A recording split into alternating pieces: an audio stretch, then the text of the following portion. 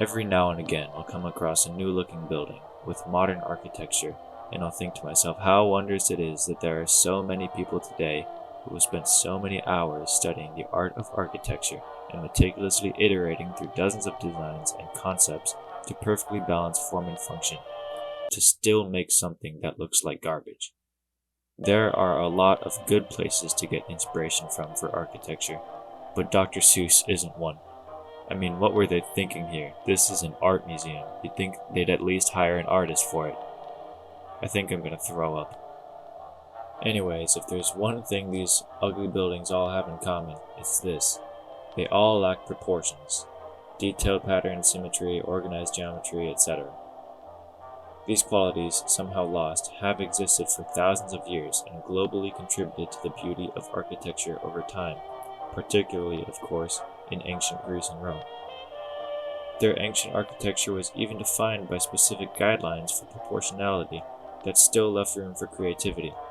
Widely used when designing any monumental building at the time, these guidelines were intricately laid out in the series of books titled De Architectura, written by Marcus Vitruvius Pollio circa 20 BC.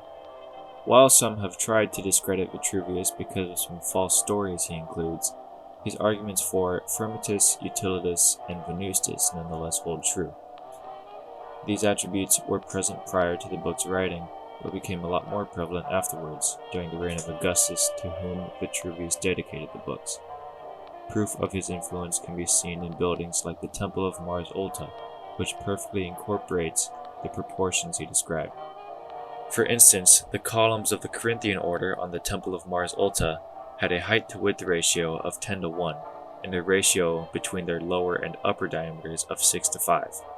While the front of the temple is mostly collapsed today, an artist's rendition of what the temple would have looked like helps to illustrate these proportions, along with other proportions mentioned by Vitruvius.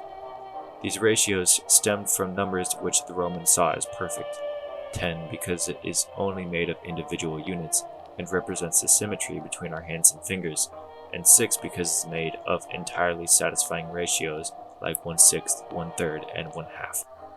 Combining these numbers gives 16, the most perfect number in Vitruvius's eyes and others.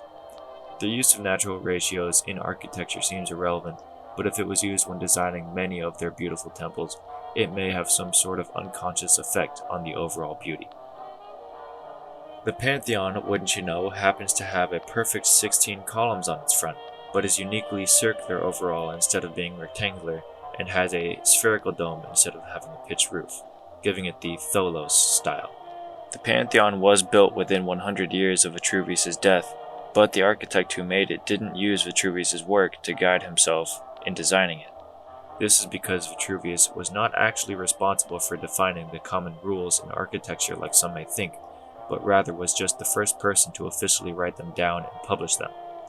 He did help popularize them, but the practices for building a proportional monument were fairly common regardless, and pre-existing examples of perfect buildings were referenced throughout Vitruvius's work. Nonetheless, De Architectura does give us insight to the train of thought that the ancient architects utilized to achieve such beauty in their work. So okay, what? Did the architects in Rome all somehow stem from one coalition where the proper proportions for buildings and everything was established? Probably not. It seems to be more likely that philosophy had a lot to do with its prevalence. Vitruvius talks a lot about the philosophical ideas where their proportions came from, most of it stemming from the proportions of the human body.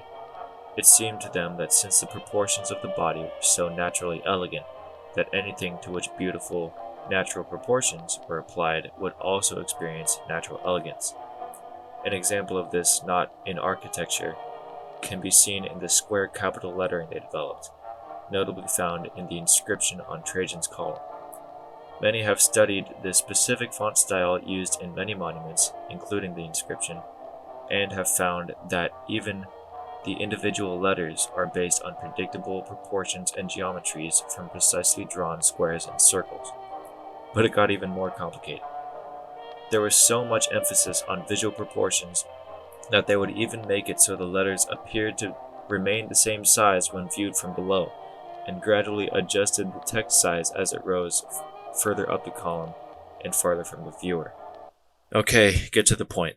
What I mean by all this is that the Romans' obsession with proportionality all seemed to be a direct result of their philosophy if we accept Vitruvius' methods of proportionality as true, which I do. The philosophy Vitruvius includes led to great emphasis on proportions, which subsequently led to the rise of some of the most beautiful art and architecture in the world. Perhaps today's formless, ambiguous art style may only need the foundations of philosophical proportions to reach its full potential of beauty. Thanks for watching.